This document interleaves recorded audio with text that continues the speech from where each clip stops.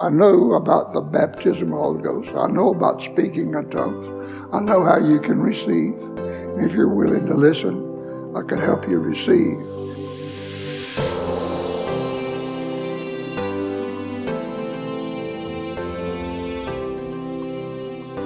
A lot of people have difficulty with tongues because they have no concept of what it's all about. It's real easy. When you speak in tongues, what do? Every time you speak in tongues, what do? You talk to God. He said, man doesn't understand you. So you're not speaking to a man at any time.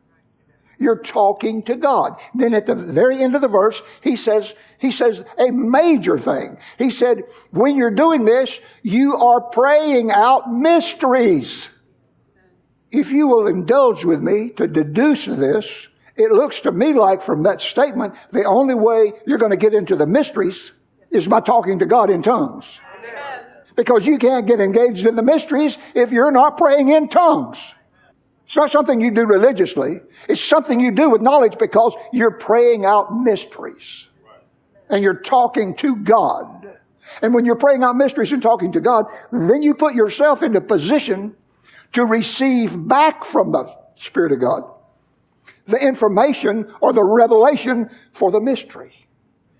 There are things in our lives that God has stored that are mysteries to us. And we'll never enter into them if we don't obey. If we don't pray in other tongues, speak in tongues to God, and let Him reveal the mysteries to us. Listen to this. For this is God's plan for us today. It will take faith on our part, plus desire. The time to start is now, not tomorrow, now. Make your mind up right now. You're entering in. Trust God to lead you. Tongues is the key. The supernatural ability that God has given through tongues is so powerful and is being missed so much today. The plan of God for us today is tongue, but because of misunderstanding, because of ignorance on a lot of people's parts, tongues has been a real problem in people's lives. And so rather than engage, rather than study, rather than follow the flow of the Holy Ghost, they decide they don't want anything to do with any of it. Well, the only problem with that is that's not God's plan. You can do that, but you're leaving a huge blank spot in your life that's not being fulfilled. 1 Corinthians 14:2, for he that speaketh in an unknown tongue speaketh not unto men, but unto God. That revelation will give you motivation to speak in tongues because you will know you're talking to God. Now this church, we've been involved in speaking in tongues for a long, long time, from its conception, from the beginning. So tongues is not something strange and new to you. You should be very comfortable. Sometimes you have to speak to people for a lengthy amount of time because they've heard so much corrupt communication about tongues. I just talked to a young man here the other day.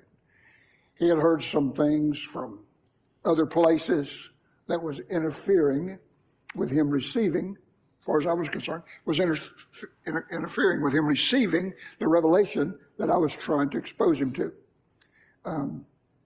My job is not to browbeat or command or demand somebody to receive something. If you want to, I know about the baptism of the Holy Ghost. I know about speaking in tongues. I know how you can receive. And if you're willing to listen, I can help you receive. We know what we've got. We know how you can have it. We know how to give it to everybody who wants it. Everything that you do in your life from this point on should be engaged with speaking in tongues.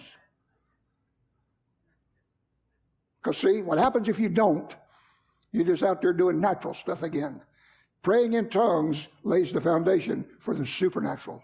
And it also helps you with an understanding of what you're doing. It's not natural, it's coming out of your spirit. You're building your spirit up. What does Jude say? Building yourself up on your most holy faith, doing what? Praying in the Holy Ghost. That's speaking in tongues. Building yourself up on your most holy faith. Praying in the Holy Ghost.